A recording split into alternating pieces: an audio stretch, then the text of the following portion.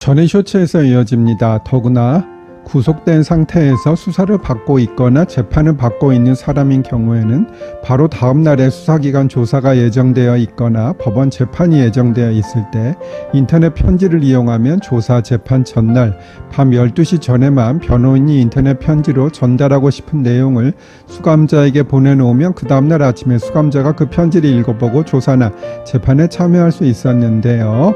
이 제도가 폐지된 이후에는 그러한 급박한 내용 전달이 불가능해졌어요.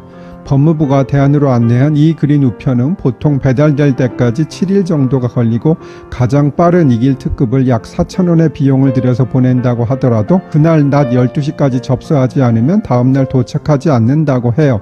결국은 인터넷 서신 제도의 폐지는 피의자, 피고인의 방어권을 약화시키는 면이 있어요. 주문한 김밥을 남성이 썰어주었다는 이유로 식당에서 난동을 피운 40대 남성이 징역형에 대한 집행유예를 선고받았어요. 그 40대 남성은 최근에 춘천지방법원에서 모욕 업무방해 혐의로 징역 8개월에 집행유예 2년을 선고받았어요. 그리고 80시간 사회봉사 명령도 받았고요. 그는 작년 11월 피해자 부부가 운영하는 홍천한 식당에서 욕설을 하며 난동을 피웠는데 그 이유는 주인 여자에게 김밥을 주문했지만 그 남편이 김밥을 썰어주자 분노하고 난동을 피웠다고 해요.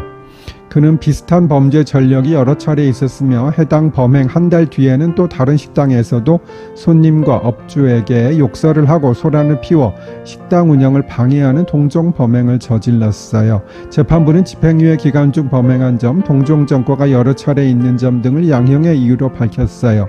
그런데 남성분들은 여성이 김밥 썰어주어야 제맛이 나나요? 생각보다 언론에 많이 보도되지는 않고 있는데요. 최근에 알려진 서울대 N번방 사건에 대해 말씀드릴게요. 사실 이번에 밝혀진 사건은 정확히 말하면 N번방은 아닌 것으로 보입니다. 과거에 텔레그램 N번방 사건에 있어서 채팅방이 1번부터 8번까지 있어서 그것을 N번방이라고 부르면서 이 용어가 시작된 것으로 보입니다. 하여간 이번에 서울대 N번방과 여성시대 N번방이라는 것이 또 알려졌어요. 일단 서울대 N번방 먼저 설명드릴게요.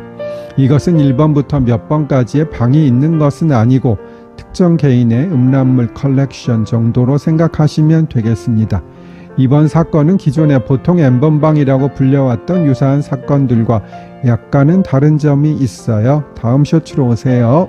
전의 쇼츠에서 이어집니다. 이전 N번방 사건의 경우 실존 인물의 실제 행위에 대한 몰카가 사건의 핵심이 되어 불법 촬영물 제작 및 유포가 적용되었지만 이번 서울대 N번방 사건의 경우 실존 인물의 허구 영상을 제작한 사건으로서 불법 촬영물이 아닌 허위 영상물 제작 유포가 그 사건의 핵심이에요. 둘의 차이점은 이번의 것은 가공을 했다는 것인데요. 불법 촬영물은 처음부터 성적 욕망 또는 수치심을 유발할 수 있는 신체가 찍힌 것인 반면 허위 영상물은 사람의 얼굴이나 신체, 음성을 대상으로 성적 욕망 또는 수치심을 유발할 수 있는 형태로 편집, 합성 또는 가공하는 것을 말해요. 이전에는 허위 영상물의 경우 처벌 규정이 없었으나 2020년 관련 법이 생기면서 조금씩 처벌 사례가 늘고 있어요. 다음 쇼츠로 오세요. 전의 쇼츠에서 이어집니다. 최근 디지털 성범죄와의 전쟁을 선포하듯 수사에 박차를 가한 수사기관과 높은 형량을 내리며 무관용의 태도를 보이는 법원의 판결을 보면 이 사건의 경우 선처받기는 쉽지 않을 것으로 보여요. 단독 범행도 아닌데다가 같은 학교 학생들을 대상으로 한 사건이고 피해자의 수가 적지 않다는 점이 불리한데 여론도 좋지 않기 때문에 꽤 높은 형이 선고될 것으로 보입니다. 이 사건은 서울대 동문 여성 수십 명의 얼굴 사진과 음란물을 합성해 합성 사진이나 동영상을 만든 것이었다고 해요.